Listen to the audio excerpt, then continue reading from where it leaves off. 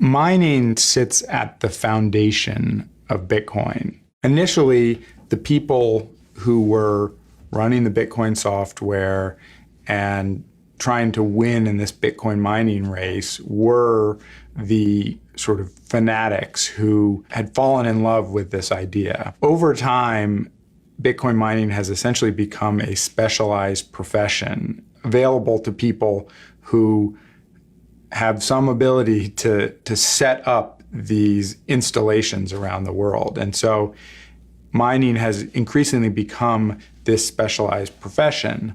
That's become something of a problem because the design of the Bitcoin software gives decision-making power to the miners. And whatever software they choose to run, that becomes the software and the rules for essentially the whole network. So these miners around the world have a sort of voting power over what the Bitcoin software and what Bitcoin itself looks like.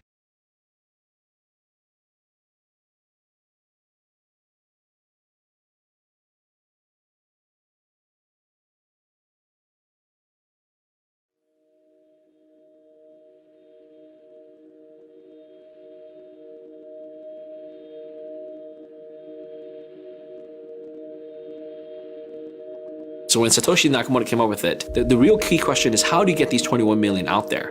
If he all gave it to himself, he will have a huge burden who he gives it to, or he can give it to the men of the world, or to the women, or the children, or to the Americans, or to the poor people in Africa, or the starving people, or to the communists. Who do you choose to give the 21 million? So the only fair way he came up with was to give it for free to whoever wants it. The miner's job is to take all of the valid transactions that they see, and then they gather up these transactions in what are called blocks, and then they perform this busy work, and they're kind of in a race against all the other miners to have the privilege of being the canonical record of the transactions that happened.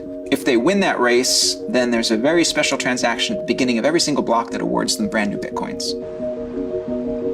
As Bitcoin price rises, it incentivizes somebody to turn on mining equipment somewhere in the world. Then that adds this processing power to the network, which is seen by the system. And so the system makes an adjustment to make it harder to produce Bitcoin. In my same power footprint here, I produce essentially less and less Bitcoin over time, but the value of each Bitcoin rises. So we've reached a point where the determining factors in who can profitably mine Bitcoins is access to cheap computer hardware and access to cheap electricity.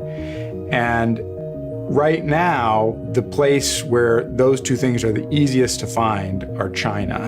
And so you have essentially 2/3 to 3/4 of all of the Bitcoins being mined in the world going to these mining installations around China.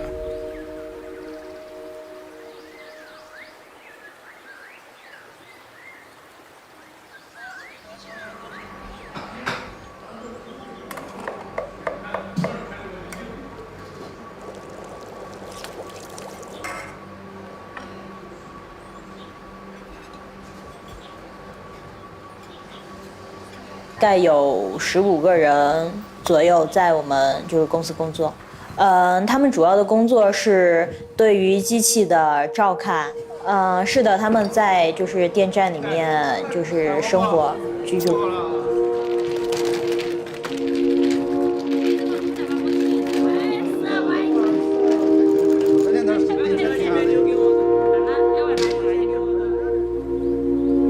因为就是说。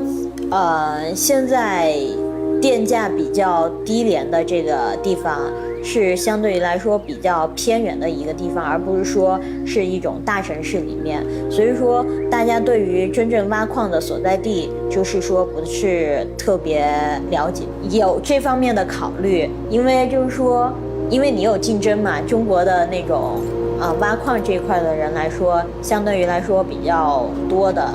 所以说，在一个相对于只有自己的地方，能享受这种低廉电价的那个地方，只想说是自己用，是这样的。 They essentially, by having the majority of the mining power, they hold all the cards for whose transactions get included. That's another big one. Think about that.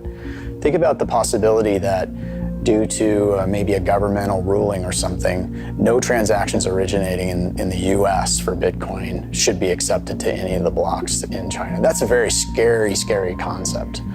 It should be extremely scary to the people who've invested in the businesses that are built on the Bitcoin blockchain. One of the side debates that you also see when you're talking about China is a question within the Bitcoin community about the role that miners play in China and whether or not there should be some sort of concern or some attempt to counteract the growing power of China in the mining space, in the Bitcoin blockchain itself. It does raise a very interesting issue around governance models of public blockchain. What do you do in a situation where one particular entity or group of entities acting collectively gain enough power in an open system that they can begin dictating the governance of that open system? It's something of a test for the philosophy behind this technology. I mean, one of the basic ideas here was that the people working together could create a better system and could create better software than any one startup or entrepreneur could. I mean, this was the idea of communal wisdom. The hive mind would be